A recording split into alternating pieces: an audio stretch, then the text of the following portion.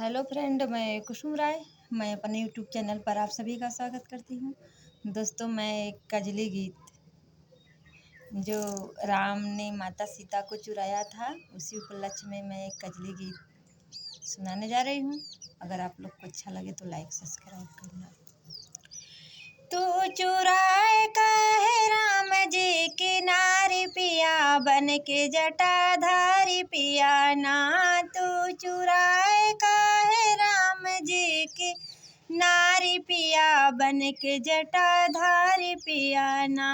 रूप जोगी का बना के पास कुटिया में जाके, रूप जोगी का बना के पास कुटिया में जाके, हो जगा के अलख धोखा किए भारी पिया, बन के जटाधारी पिया ना।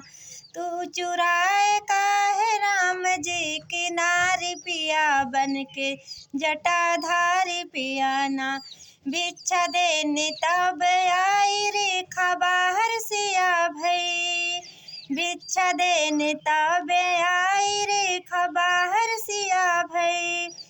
ओ बैठाई भागरथ की सवारी पिया, बन के जटाधारी पिया ना।